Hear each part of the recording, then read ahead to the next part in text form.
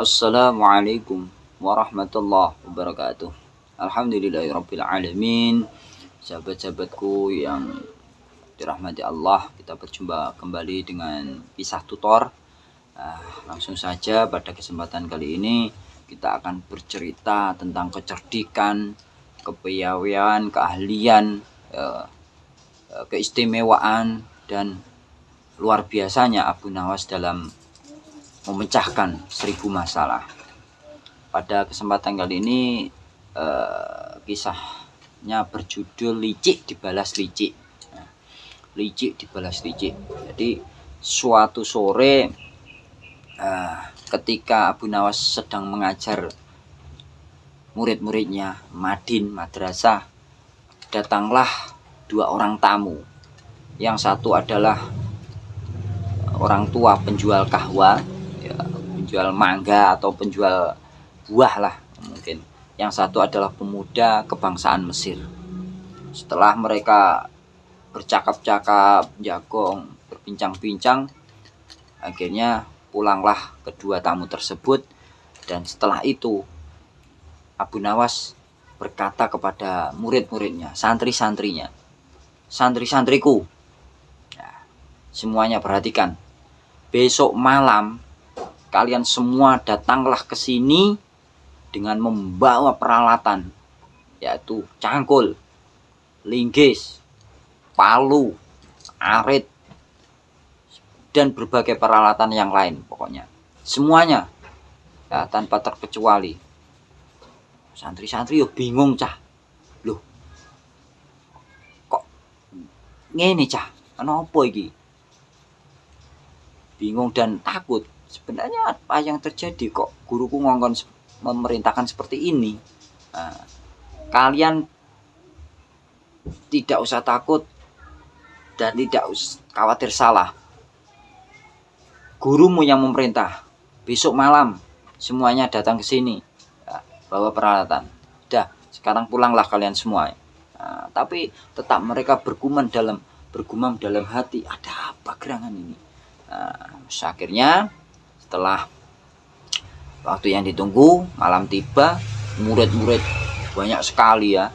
Wah, murid-muridku, santri-santriku semuanya, Abu Nawas berkata, sekarang pergilah kalian semua ke rumah Tuan Kadi. Tuan Kadi ya juru hukum lah, hakim lah, seperti itulah. Mudahnya seperti itu. Bagian ngurusi agama. Sekarang kalian berangkatlah ke sana dan rusak rumah Tuan Kadi itu. Rusak. Apabila ada yang melarang, tidak usah digubris. Apabila ada yang menghalang-halangi, lempari saja dengan batu. Dan bilang, apabila ada yang bertanya siapa yang menyuruh, adalah gurumu Abu Nawas. Oke, monggo silakan berangkatlah kalian semua. Tidak usah takut, tidak usah gemetar. Langsung saja rusak rumahnya. Akhirnya bergerombol, ya toh, langsung berbondong-bondong santri-santri Abu Nawas ke rumah Tuan Kadi. Langsung tanpa basa-basi di sana, hancurkan! Omah dihancurkan, dilinggisi palu, jerak. Loh, karena ada keributan, karena ada suara yang gaduh, akhirnya warga kampung itu datang, loh, apa ya, ada apa ini? Loh, apa itu? Wah, itu bukan urusan Anda. Ini kami sudah mendapatkan amanat tugas dari guru kami. Loh. Akhirnya mendengar gaduh-gaduh, Tuan Kadi keluar. Loh, dengan marah-marah. Siapa sing ngakon? Siapa yang menyuruh? Karepe dhewe ae. Omahku mbok ajur ning kaya ngene iki. Giyepuk iki. Sambil marah-marah terus, tapi malah justru kami tidak peduli. Kami disuruh oleh guru kami, Tuan Abu Nawas.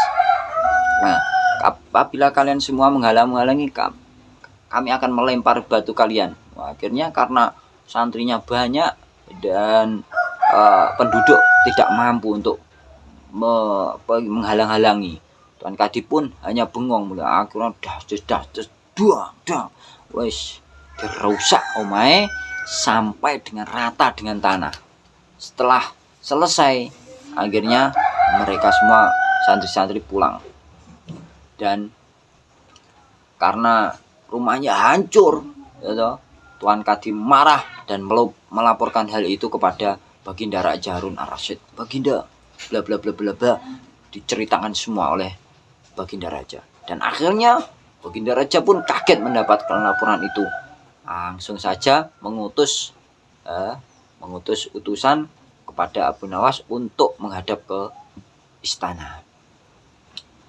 Setelah menghadap istana, Abu Nawas ditanyai oleh Baginda Raja, Abu Nawas, apakah benar engkau yang menyuruh murid-muridmu untuk menghancurkan rumah Tuan Kadi yang baru ini?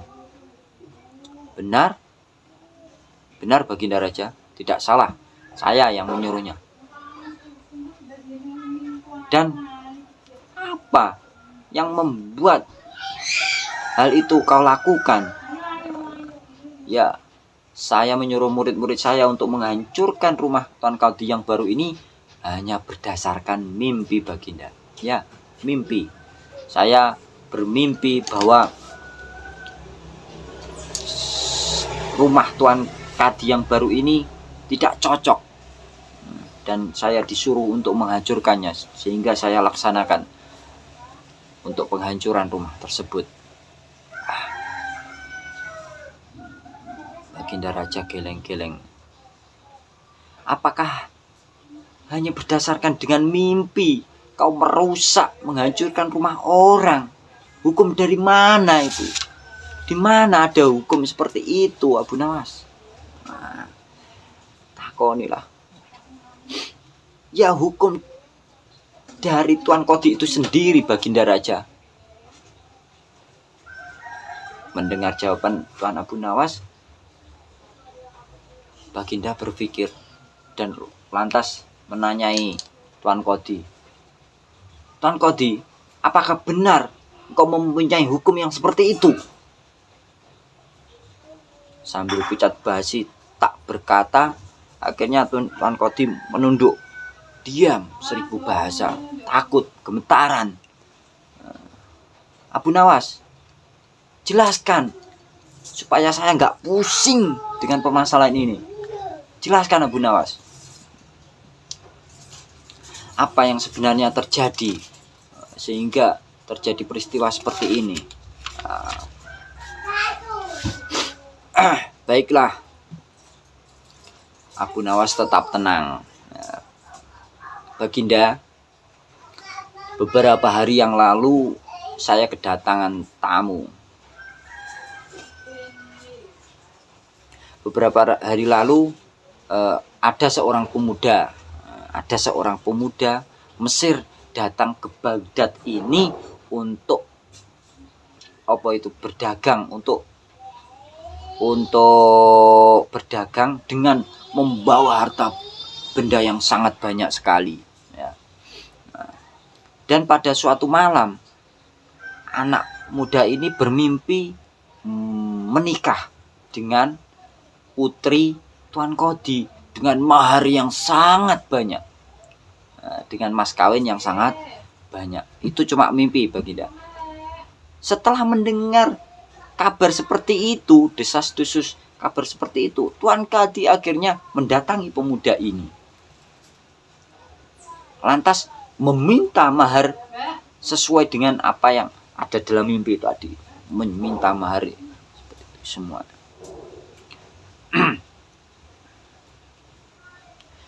Setelah itu tentu saja pemuda Mesir itu tak mau membayar. Loh, apa kan mimpi? Kenapa aku kok membayar mas kawin? Setelah pemuda ini tidak mau membayar, akhirnya Tuan Kadi ini merampas, Baginda. Merampas semua harta benda milik pemuda ini sesuai daripada mahar yang ada dalam mimpi tadi. Sehingga akhirnya pemuda ini menjadi pengemis karena habis hartanya atau menjadi pengemis gelandangan dan akhirnya ditolong oleh penjual kahwa. Setelah mendengar penjelasan itu, Baginda terkejut sekali. Terkejut. Namun masih ragu dan belum percaya. Akhirnya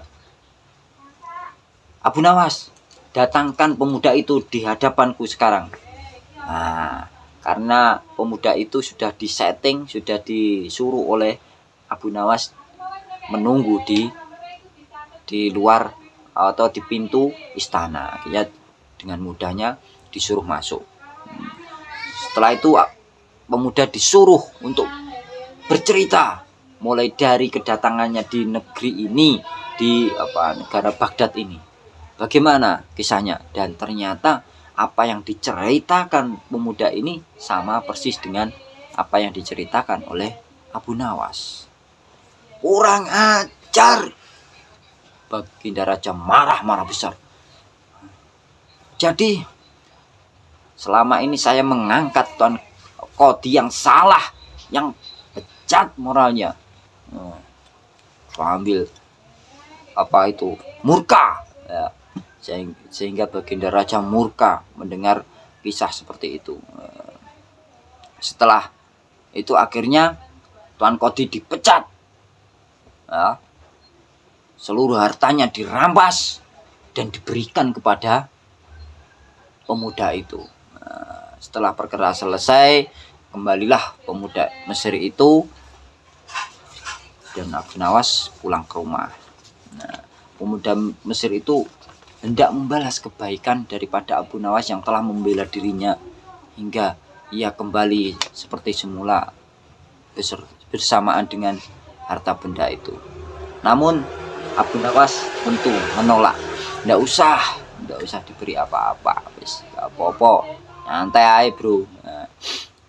Dan akhirnya dengan kejadian ini pemuda Mesir ini kembali ke negerinya yaitu Mesir, dan di sana ia menceritakan kisahnya yang telah dialami di negeri Baghdad bersama dengan Tuan Abu, dan menceritakan kehebatan daripada Abu Nawas sehingga Abu Nawas menjadi terkenal di negara Mesir. Wallahu a'lam. Seperti itulah kisahnya sahabat-sahabatku. Semoga kita bisa mengambil hikmahnya, intisarinya, dan tentunya menghibur kita semua. Kurang lebihnya mohon maaf. Wallahu muwaffiq ila aqwamit thoriq. Wassalamualaikum warahmatullahi wabarakatuh. Jangan lupa bahagia.